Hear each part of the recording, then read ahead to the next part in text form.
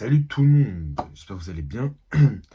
Alors là, je se trouve pour parler du grand club qui est le FC Barcelone, le club qui n'a pas de sous, mais qui ramène des très gros joueurs. Vous voyez de qui je veux parler. Donc, on va parler aujourd'hui de Cancelo. On va essayer de voir un peu sous quelle animation il pourrait venir aussi, pourquoi c'est un très bon coup pour le Barça, et quel sera son rôle et son impact dans l'effectif du Barça actuel. Du coup, la vidéo commence maintenant. Más importante, lo más bonito y lo más precioso del fútbol es tener el balón, e ir a la...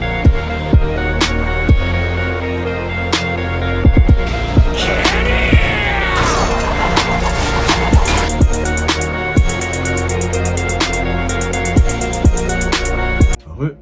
Alors, du coup, Cancelo qui pour l'instant pressenti du côté du FC Barcelone, à 80, allez, 85% ça devrait être fait, on espère. On connaît le Barça donc on sait jamais. Mais faut dire quelque chose de véridique, c'est que une arrivée de Cancelo, ça te fait un. Ça te step up ton effectif de manière significative en fait. Parce que depuis très longtemps, le Barça n'a pas eu un latéral droit. Enfin, un latéral droit digne de ce nom, d'accord. Et le meilleur latéral droit qu'on ait eu depuis Dani Alves, c'est Dani Alves lui-même. C'est effrayant de se dire quand même que Dani Alves est parti et est revenu, et c'est lui le meilleur latéral du club qu'on ait eu jusqu'à présent. Koundé a fait une bonne saison, mais il y a des choses qui doivent améliorer, mais c'est pas du calibre Dani Alves. Et là, on va peut-être ramener Cancelo. Comment expliquer que ce transfert-là, je suis pour à 100%, il n'y a même pas de je sais pas quoi. Alors oui, certains diront peut-être que niveau comportement, c'est compliqué. Je l'entends parfaitement. Mais je me dis qu'au Barça, essaye juste d'avoir des problèmes de comportement. On connaît les médias, on connaît les journalistes. On sait que lorsqu'ils ont une cible, ils n'hésitent pas à y aller.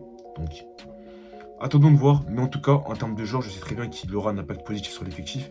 Déjà, de 1, c'est un joueur sous pression qui sait annihiler les pressings, d'accord. Quelqu'un qui a une très bonne sortie de balle, qui sait bien jouer avec ses coéquipiers, qui a une qualité de passe assez folle. Ça fait se mettre aussi en avant pour un latéral et une grosse qualité de passe. Et je pense que dans le monde, hormis Trent, il n'y a personne qui est de son niveau ou meilleur que lui. Et c'est pour ça que moi je me dis que le ramener, c'est vraiment une excellente chose. Maintenant, le système auquel on peut l'incorporer, c'est une autre question. À l'heure où on parle, moi personnellement, je vois deux systèmes possibles. Pour que Cancelo puisse s'épanouir et pour que tout le monde ait un rôle intéressant dans le jeu. Premier, c'est le 4-3-3, d'accord. Donc on partirait vraiment avec deux latéraux sur les côtés, avec deux centraux fixes, un milieu à 3 classique et des trois attaquants devant. Donc un 4-3 classique, avec peut-être Cancelo qui va s'incorporer notamment en tant que latéral intérieur, côté du numéro 6, je crois que ça peut être Frenkie ou Auriol, peu importe. Mais ça peut être intéressant dans ce système, je trouve, de tenter ça. Après, est-ce qu'il va tenter ça en début de saison? Je ne sais pas, parce que tu n'as pas non plus la garantie 100% que tes ailiers vont performer, d'accord. On sait quand Fati revient très bien, mais attention quand même, on n'est pas à l'abri d'une mauvaise surprise. Donc je pense qu'au début de saison, il va peut-être repartir sur son système à 3, mais du coup, j'y ai réfléchi pendant très longuement. Et je pense que si on y part sur un système à 3, il repartira sur le même principe, le 3-2-2-3 ou le 3-2-4-1, peu importe, appelez ça comme vous voulez. Mais du coup, ça partirait avec une défense à 3 fixe, Christensen, Auro, Koundé, avec comme piston Baldé et Cancelo à droite. Le milieu de terrain, ça serait Frenkie à côté de Gundogan ou d'Auriol, peu importe. Mais Frenkie sera là-dedans, moi je pense que le pivot il sera là-dedans. Avec Pedri, une sorte de faux ailier gauche, comme on a l'habitude de voir dans le système. Et en attaque, on aurait Lewandowski et Rafinha. Ce qui serait entre guillemets, on aurait, à la place d'avoir 4 milieux de terrain, on aurait 3 milieux de terrain. Mais on aurait Rafinha qui viendrait s'incorporer notamment dans une sorte d'ailier intérieur de numéro 10, faux numéro 10, qui est dans le système, et qui viendrait beaucoup se réaxer et qui aiderait notamment Cancelo sur le côté droit. Et ce serait quand même pas mal équilibré. Tu aurais vraiment une équipe qui est assez large, avec une équipe vraiment compacte et assez large en même temps. C'est-à-dire que au milieu de terrain, tu ne perdrais pas notamment le fait que t'as des joueurs qui sont là pour bloquer, notamment les offensifs, être là à la récupération et ne pas non plus se faire trouer par les espaces. Et défensivement, tu aurais un équilibre parce que Koundé serait notamment le défenseur central droit, chose qu'il sait parfaitement faire notamment, et il serait notamment dans un très bon système. Araujo, pareil, il serait dans des meilleures conditions. Donc je pense que vraiment, cette compo-là, peut-être la compo cheap qu'on peut avoir. Maintenant, comme j'ai dit, si demain Fati se réveille, ah là les gars, défense. Ouais, j'agraille un par un, comme des micatés. On a un problème. Moi, je pense qu'on repartira sur un système à 3. 3 attaquants devant si Ansu Fati revient. Mais très honnêtement, moi, je vous dis que... comment expliquer? Je pense très honnêtement qu'on aura 2 systèmes fixes. Après, le reste, ça reste à voir, mais il y a plein de possibilités. Et ce qui est intéressant de voir, c'est qu'on va enfin avoir un effectif où les joueurs vont souffler. Ça veut dire que si on part sur un système à 3 milieu de terrain, tu peux avoir potentiellement Gundogan sur le banc, tu peux avoir Gavi sur le banc, tu peux avoir El Romeo sur le banc, tu peux potentiellement avoir Bernardo Silva s'il arrive aussi, ce qui te fait quasiment 6 ou 7 joueurs au milieu de terrain, 6 joueurs au milieu de terrain, je crois, ce qui est parfait. Et c'est pas des joueurs moindres, c'est des joueurs de très bonne qualité. Donc tu aurais enfin un effectif que tu pourras faire tourner sans avoir à paniquer parce que tu as fait un changement et que ton tactique du coup ne ressemble à rien. En termes d'attaque, Abdé et Fati sur leur côté, je suis serein. Enfin, je pense que ça devrait le faire normalement. Rafinha à droite, pour le coup, il n'a pas de concurrence, mais je pense qu'on va lui ramener quelqu'un. Je pense que le club va ramener un ailier. Reste à savoir qui. Et pour revenir à Cancelo, moi, très honnêtement, je pense sincèrement que avec lui, le visage du Barça ne sera pas le même. Je pense que tu as un joueur de calibre très très élevé.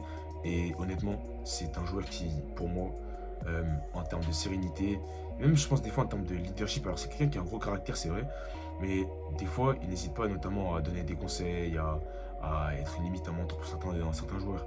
Donc je pense que s'il a la bonne mentalité, ça devrait parfaitement le faire. Et sachant que Xavi force pour l'avoir, j'ai hâte de voir ce qu'il va faire avec lui, parce que moi je pense, comme j'ai dit, que tu ramènes Cancelo, ta saison n'est pas pareille. D'autant plus que ça parle de peut-être Cancelo et Fresneda en même temps. Et là les gars, c'est l'heure de faire des bêtises.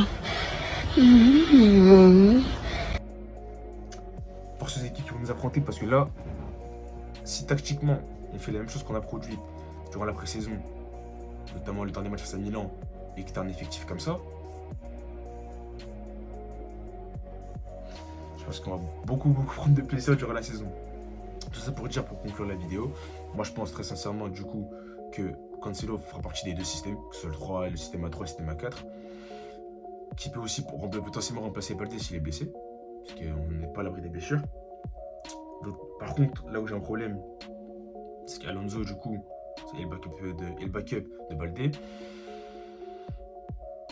C'est un peu faible, mais bon, on peut pas un peu trop en demander, hein. On a déjà quand même beaucoup de joueurs qui vont peut-être arriver, donc tranquille. Mais Cancelo pour moi c'est clairement oui. Moi Tam soir c'est un joueur qui t'apporte des garanties offensives, aussi défensifs. C'est pas non plus le meilleur défenseur possible, mais il sait défendre, d'accord. C'est quelqu'un qui sait défendre sur des profils vifs. Maintenant j'ai à voir comment ça se passait. Puis je pense que dans le système A3, il serait couvert par un central. Donc honnêtement, en vrai, quand j'y pense, je me dis que le 4-3 n'est peut-être pas, c'est peut-être pas la compo, entre guillemets, c'est peut-être pas sur certains qui repartira sur le système A4. Maintenant, j'attends de voir ce qu'il va proposer. Dans tous les cas, c'est au coach de le faire. Mais moi, j'ai hâte pour le coup de voir ce qui va se passer durant la saison. Parce que cette saison me hype bien comme il faut. Mais du coup, c'était la fin de la vidéo. J'espère que vous aura plu. On se retrouve du coup semaine prochaine pour la vidéo sur Joao Félix que je vous avais promis et qui va sortir aussi. En tout cas, c'était Kerman.